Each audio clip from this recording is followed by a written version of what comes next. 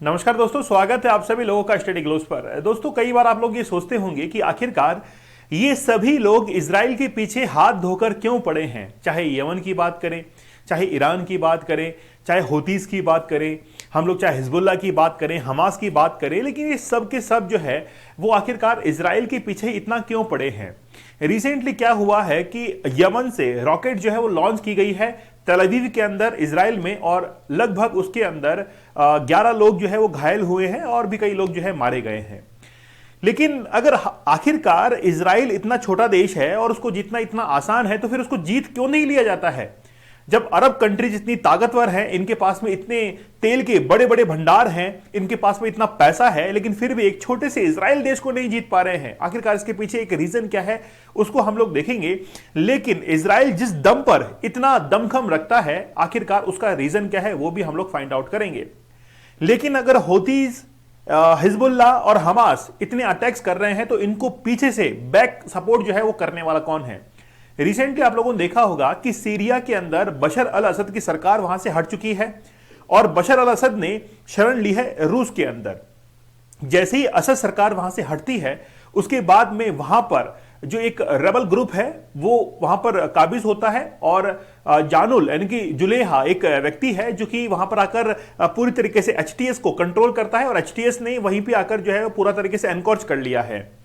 इससे पहले क्या था कि अमेरिका ने उसी व्यक्ति को, जिसने अब सीरिया के अंदर आकर अपना जो पूरा का पूरा सिस्टम है वो अभी सेट किया है, वो पहले यूएसए की एक आतंकवादी टेररिस्ट लिस्ट के अंदर था।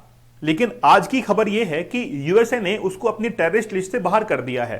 बात करें यूरोप की, तो यूरोप ने भी उस व्यक्ति को अपनी जो लिस्ट थी, जो ब्लैक लिस्ट थी, उससे बाहर कर दिया है, क्योंकि यूएसए, यूरोप वगैरह ये चाहते थे कि जो बशर अल असद सरकार है वो यहां से हट जाए, और वाकई के अंदर वैसा ही हुआ। और फिर वहां पर सरकार जो है वो किसकी बन गई है, एक एचटीएस ग्रुप की बन गई है, और एक छोटा सा एक अलायंस है जो वहां के विद्रोही गुट है, उनका एक अलायंस बनाकर एचटीएस को बनाया गया है, और एचटीएस अलकायदा से काफी हद तक जो है प्रभावित है। आप लोग देखेंगे कि अमेरिका की जो बात नहीं मानता है उस देश के साथ में ऐसा ही होता है। जैसे आप पाकिस्तान की हालत देख लीजिए, अब पाकिस्तान ने बहुत सा जो है वो उल्लंघन किया है अमेरिका की शर्तों का। उसके बाद में बांग्लादेश देख लीजिए, अमेरिका ने कहा था कि बांग्लादेश का एक आइलैंड अमेरिका को दे दिया जाए, लेकिन फिर बांग्लादेश की तरफ से, शेख हसीना की तरफ से नहीं दिया गया, और फिर अमेरिका ने पूरी बांग्लादेश की हालत खराब कर दी और वहां पर अपना एक पपेट जो है वो बैठा दिया। वही हालत जो है वो अब कुछ दिन में आपको इजराइल के अंदर भी देखने को मिलेगी। ठीक है, अब इजराइल के अंदर, अब सीरिया में क्या हुआ, सीरिया में वैसे ही हुआ। सीरिया के अंदर वो अशद की सरकार नहीं चाहते थे, रिमूव हुई, और वहां पर एचटीएस ग्रुप जो है वो आकर काबिज हो चुका है।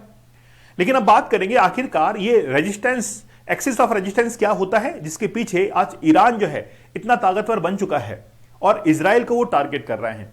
रिसेंटली क्या हुआ है कि रॉकेट फायर किया गया है यमन से, और उसने स्ट्राइक किया है तेल अवीव को, और तेल अवीव पूरे विश्व का सबसे महंगा शहर है, और वहां पर 16 लोग जो है वो इंजर्ड हुए हैं, और कुछ लोग जो है उसके अंदर घायल भी हुए हैं।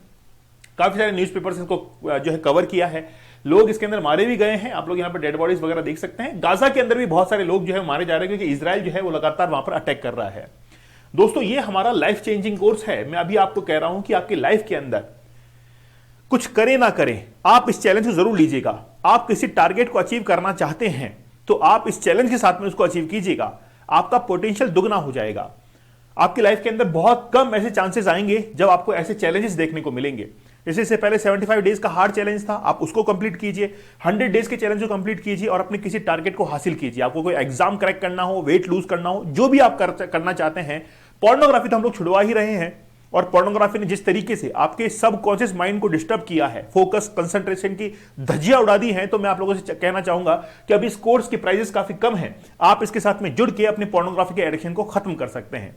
और ये कोर्स किसके लिए है? हसलर्स के लिए है, जो कि अपनी जिंदगी के साथ में हसल करते हैं।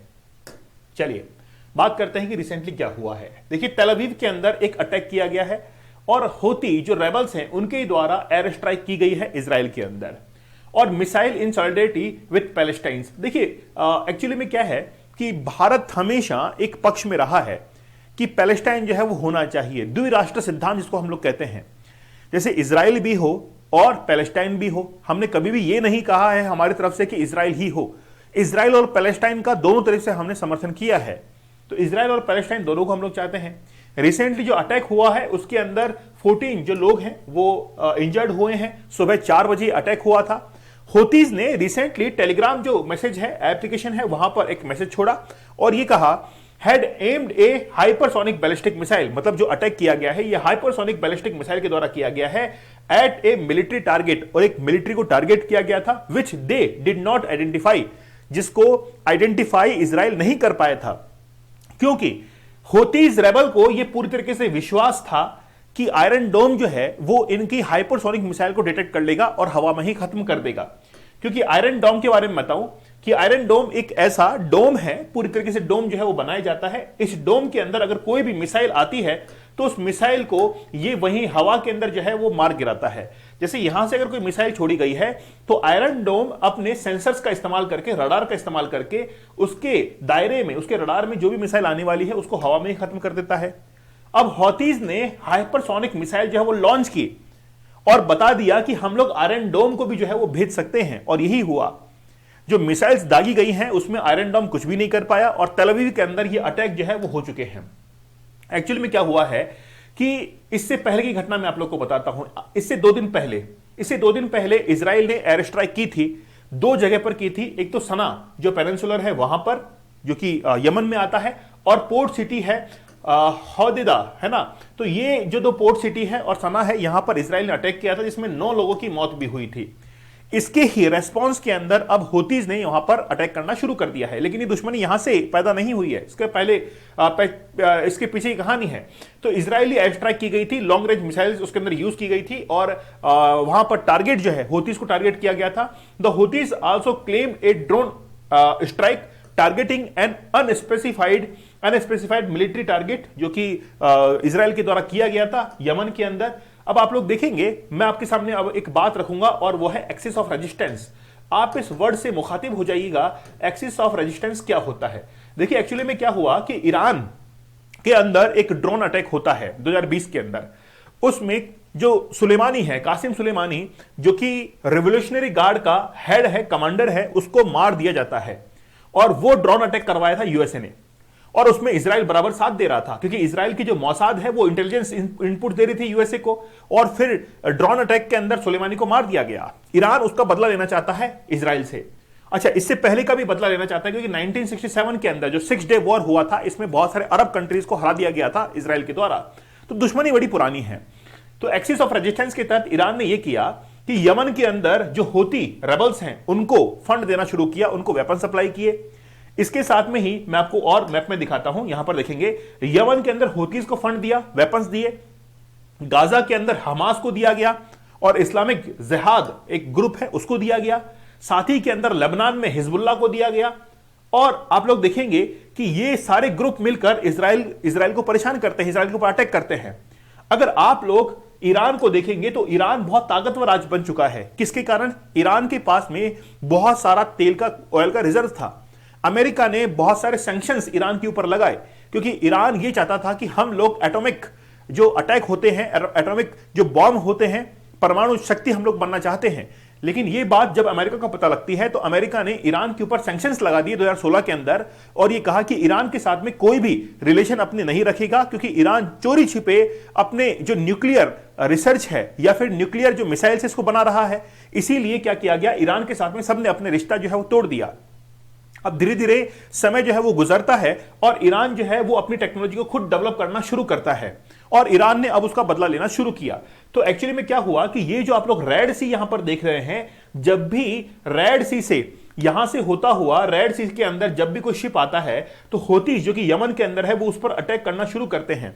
खास तौर पर उस जहाज के ऊपर जरूर अटैक किया जाता है जो कि यूएसए, इजराइल या फिर यूरोप से संबंध रखते हैं। तो स्वेज कैनाल से होता हुआ जब वो रेड सी के अंदर आता है तो हूती जो विद्रोही हैं वो उसको कैप्चर कर लेते हैं और किडनैप कर लेते हैं। फिर एक मोटी भारी रकम उनसे वसूली जाती है, वेपन छीन लिए जाते हैं और फिर उनको छोड़ा जाता है। एक बार आप लोगों को पता है कि इंडिया की शिप जो थी वो भी रवाना हुई थी यूके से, और फिर यहां पर उसको कैप्चर कर लिया गया था, लेकिन हमने उसको वापस छुड़वा भी लिया था। तो फिर यहां पर हूती जो है वो गल्फ ऑफ अदन, रेड सी, इस पे अच्छा एक कंट्रोल जो है वो रखते हैं, और यमन से फिर इजराइल के अंदर जो है वो क्या किया गया है, अटैक किया गया है। इजराइल के अंदर जो है तेल अवीव में अटैक किया गया है। तो इजराइल अपने दुश्मनों से घिरा हुआ है, चाहे सीरिया की बात करें, चाहे लेबनान की बात करें, चाहे हम लोग इराक की बात करें, चाहे ईरान की बात करें, सऊदी अरबिया की बात करें, हर तरफ से जो है घिरा हुआ है। लेकिन फिर भी इजराइल डरता नहीं है। इसके पीछे सबसे बड़ा बैक सपोर्ट है यूएसए का। यूएसए वेपन सप्लाई करता है, यूएसए फंडिंग करता है इजराइल को, क्योंकि यूएसए को पता है कि इजराइल के अंदर बहुत सारे यूएसए के अंदर बहुत सारे जो बिजनेसमैन हैं वो इजराइल से ही जो है यहूदी जो है वो आज यूएसए के अंदर बिजनेस करते हैं। पूरा पूरा शेयर मार्केट आज डिपेंड करता है यहूदीज के ऊपर, और बहुत सारे सीईओ जो है वो यहूदीज है। तो यूएसए को ये पता है कि अगर ये यहूदीज यहां से विड्रॉ करते हैं तो हमारी इकोनॉमी जो है वो कहीं ना कहीं डाउन आ सकती है।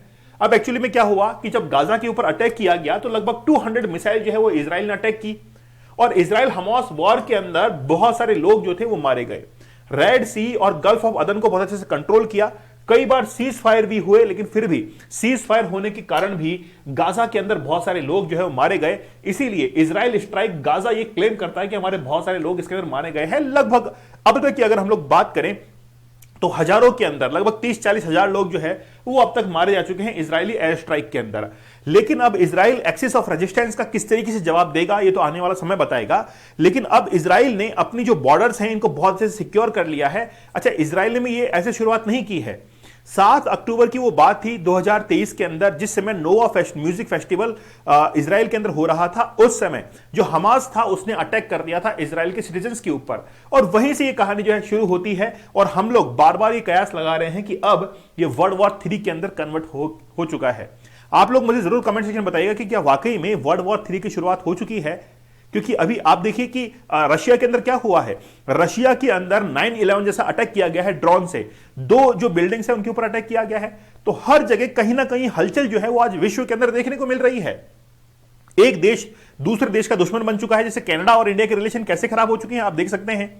कनाडा ने हालांकि माफी मांग ली है, लेकिन रिलेशन तो खराब हो ही चुके हैं, है ना। जब रस्सी टूट जाती है तो उसमें गांठ पड़ जाती है, तो वैसी गांठ जो है वो आज इंडिया और कनाडा के बीच में पड़ चुकी है। दोस्तों, आप लोग हमारे 100 डेज के चैलेंज को जरूर ज्वाइन कीजिए। लाइफ चेंजिंग कोर्स है और ये हसलर्स के लिए है। वाकई में ये जबरदस्त आपको सपोर्ट करेगा। 100 डेज तक हम आपको डेली गाइड करेंगे, टेक्निक्स बताएंगे कैसे आप लोग पोर्नोग्राफी से दूर हट सकते हैं। और इस कोर्सेज की प्राइस जो है वो काफी कम कर दी गई है। आप इसके साथ में जरूर जुड़िएगा। तो मिलते हैं आप लोगों से अगले सेशन के अंदर। तब तक धन्यवाद, थैंक यू, जय हिंद।